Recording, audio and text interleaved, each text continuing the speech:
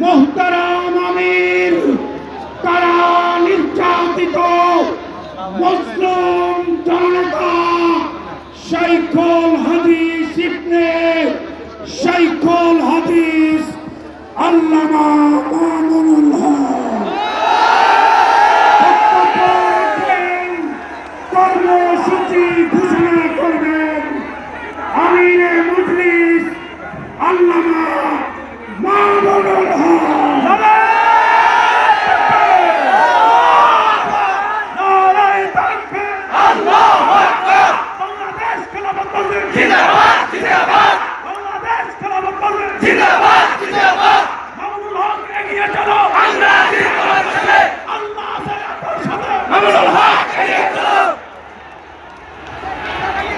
السلام عليكم ورحمة الله. الحمد لله وكفى وسلام على عباده الذين اصطفى. أما بعد فأعوذ بالله من الشيطان الرجيم. بسم الله الرحمن الرحيم. ولا تحسبن الله غافلا عما يعمل الظالمون. صدق الله العظيم. আজ 24 এপ্রিল 2026 ঐতিহাসিক সোহরাওয়ার্দী উদ্যানে আয়োজিত বাংলাদেশ খেলাফত মজলিসের ডাকে অনুষ্ঠিত গণভোটের রায় বাস্তবায়নের দাবিতে ঐতিহাসিক গণসমাবেশে উপস্থিত সংগ্রামী নেতৃবৃন্দ,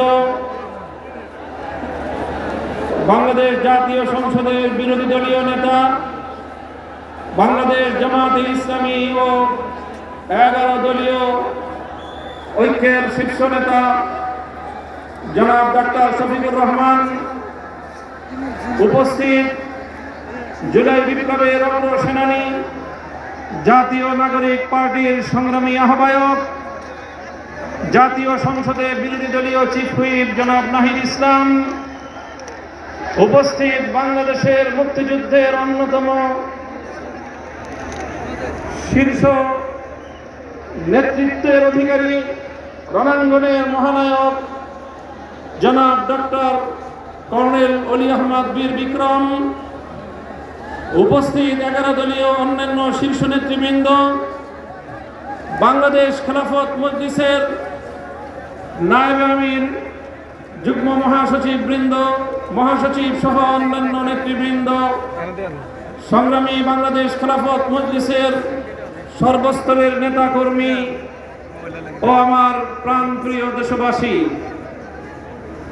আজকে ত্রয়োদশ জাতীয় সংসদ নির্বাচন এবং বাংলাদেশে চতুর্থবারের মতো সংগঠিত গণভোট অনুষ্ঠানের 3 মাসের মাথায় ঢাকার প্রাণ কেন্দ্রে আমাদেরকে গণভোটের রায় বাস্তবায়নের দাবি নিয়ে সমাবেশ করতে হচ্ছে।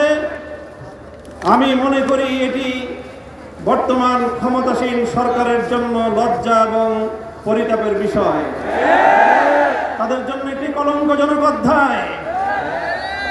সংগ্রামী সাথী ও বন্ধুগণ, জুলাই বিপ্লব পরবর্তী এই বাংলাদেশের মাটিতে দাঁড়িয়ে আজকে আমি স্মরণ করছি বাংলাদেশের সেই সকল অকুতোভয় বীর সেনানীদেরকে যারা এই স্বাধীন সার্বভৌম জাতিসত্তার ভিত্তিতে একটি বাংলাদেশ গঠন করার জন্য যুগে যুগে রক্ত দিয়েছে। সেই ব্রিটিশ বিরোধী আন্দোলনে 1831 সালের বালাকোট, 1857 সালের সিপাহী বিদ্রোহ, শামলী রণাঙ্গন থেকে শুরু করে 1947 সাল পর্যন্ত যারা রক্ত দিয়ে, জীবন দিয়ে ভারতীয় আধিপত্যবাদ থেকে এই পূর্ববঙ্গ নামক বাংলাদেশের একটি স্বাধীন মুসলিম জাতিসত্তা গঠনের জন্য সংগ্রাম করেছিল। 20 শতকের গোড়ার দিকে 1905 সাল থেকে বঙ্গভঙ্গ থেকে কলকাতা এবং দিল্লির আধিপত্যকে যারা মানতে অস্বীকৃতি জানিয়ে রক্ত দিয়েছে, জীবন দিয়েছে। 1921 সালে এই বাংলাদেশের মানুষের শিক্ষা দীক্ষা সহ সার্বিক উন্নয়নের লক্ষ্যে যে ঢাকা বিশ্ববিদ্যালয় প্রতিষ্ঠার পিছনে যারা অবদান রেখেছে, এরপরে 1947-এ একটি নতুন রাষ্ট্র পাওয়ার পর 24 বছর পর্যন্ত যারা জুলুম এবং বৈষম্যের বিরুদ্ধে লড়াই করেছে, সর্বশেষ 1971 সালে মহান মুক্তিযুদ্ধের মধ্য দিয়ে বাংলাদেশকে একটি বৈষম্যহীন স্বাধীন রাষ্ট্রের গোড়াপত্তন করার জন্য তারা একটি পরিবেশ তৈরি করে দিয়েছে। এরপরে 1971 সাল থেকে 1990 সাল 90-এর গণ অভ্যুত্থান সহ ধারাবাহিকভাবে বাংলাদেশের ন্যায়, ইনসাফ এবং জনগণের অধিকার প্রতিষ্ঠার সংগ্রামে অনেক রক্ত এবং ত্যাগ স্বীকার হয়েছে। বিগত ফ্যাসিবাদী স্বৈরাচারী শেখ হাসিনার আমলে 2009 সালের পিলখানা ট্র্যাজেডি, 2013 সালের শাপলা চত্বরের নবী প্রেমিকদের অকাতরে রক্তদান, 2013 সালে আল্লামা দেলোয়ার হোসেন সাঈদী রহমতুল্লাহ আলাইহির বিরুদ্ধে একটি কল্পিত রায়ের মাধ্যমে কোরআন প্রেমিক তাওহীদি জনতার উপর যে আক্রমণ করা হয়েছে, পাখির মতো গুলি করে প্রায় শতাধিক কোরআন প্রেমী তাওহীদি জনতাকে হত্যা করা হয়েছে। সেই সকল বীর শহীদান 2021 সালে মোদী বিরোধী আন্দোলনে হেফাজতে ইসলামের নেতাকর্মীদেরকে হত্যা করা হয়েছে। 2024 সালের জুলাই বিপ্লবে 1,500 বাংলা তামাল সন্তানদেরকে গুলি করে পরিকল্পিতভাবে হত্যা করা হয়েছে।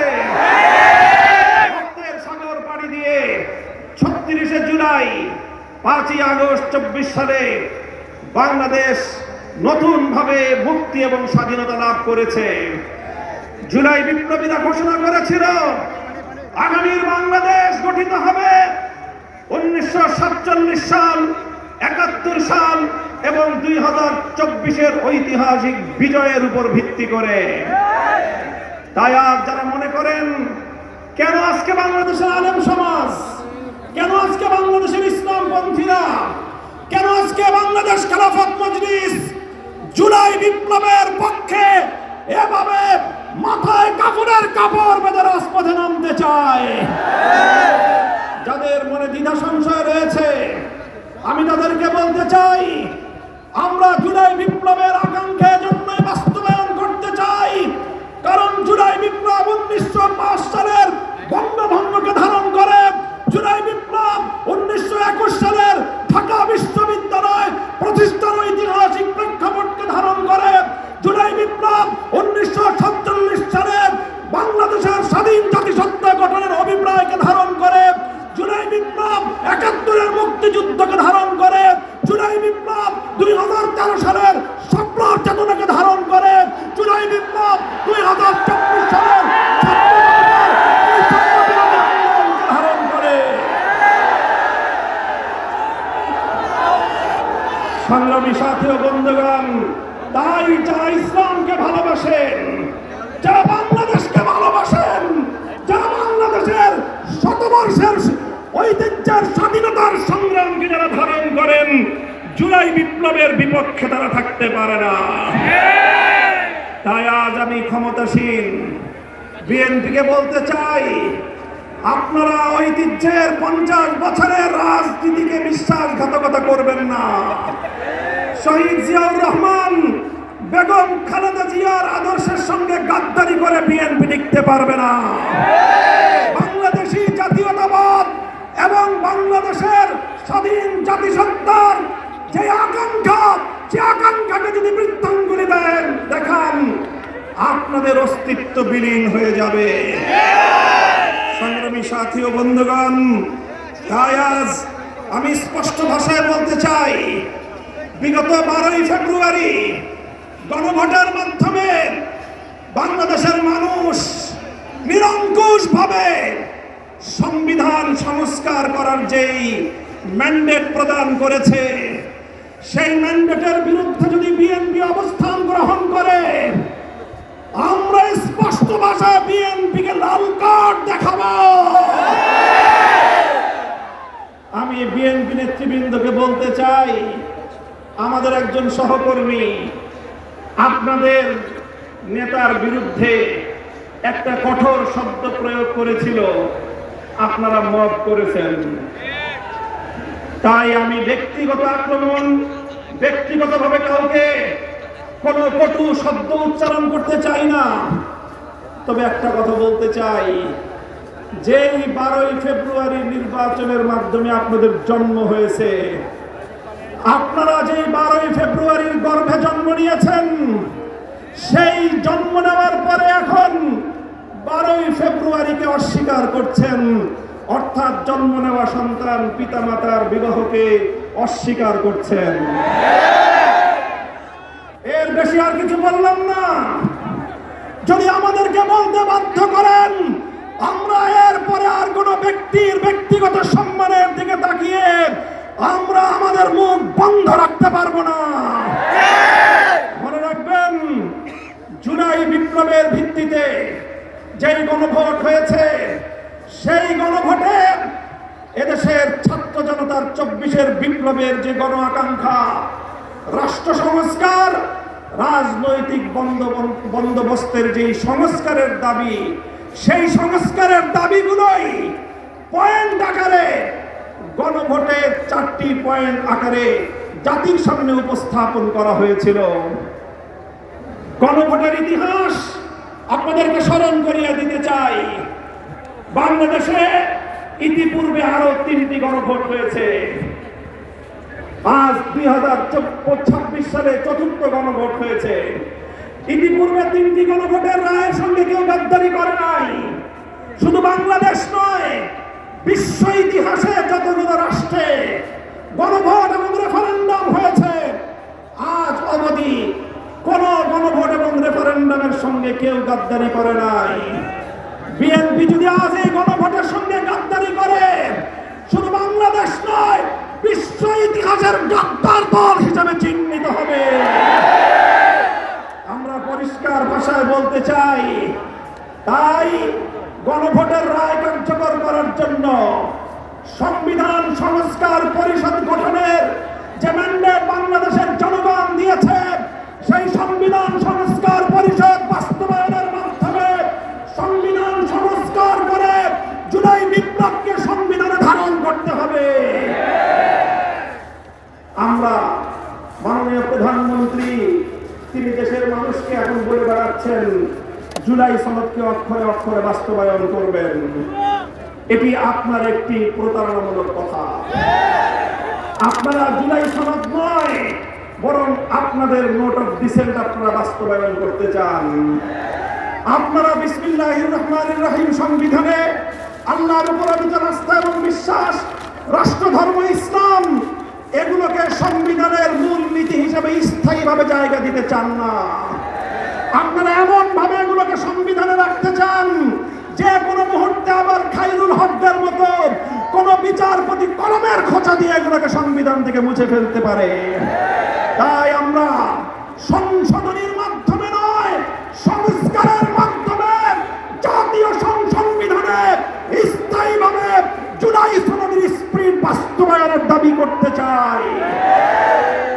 আমরা পরিষ্কার ভাষায় বলি, আজ বাংলাদেশের ক্ষমতাসীন মহল বিভিন্ন ক্ষেত্রে ব্যর্থতার যেই মহা প্রদর্শনী করে চলেছে, কূটনৈতিক ব্যর্থতা আজকে তাদের দিবালোকের ন্যায় পরিষ্কার। বাংলাদেশের বর্তমান সরকারের কূটনৈতিক ব্যর্থতার কারণে আজকে একটি দেশ থেকে আধিপত্যবাদী দেশ, যারা বাংলাদেশের মানুষের অধিকারকে 15 বছর পর্যন্ত তাদের পায়ের নিচে পিষ্ট করেছে, সেই আধিপত্যবাদী দেশ বাংলাদেশে একজন কূটনীতিক নিয়োগ করেছেন। বিশ্ব ইতিহাসের সকল কূটনৈতিক সভ্যতা এবং ভদ্রতার স্বাধীনতাকে রেওয়াজকে উপেক্ষা করে তাদের একজন দলীয় এজেন্ডা বাস্তবায়নকারীকে বাংলাদেশে সেই বিজেপির দলীয় এজেন্ডা বাস্তবায়ন করার জন্য কূটনৈতিক হিসেবে বাংলাদেশে নিয়োগ দিয়েছে। অথচ বাংলাদেশ সরকার এটার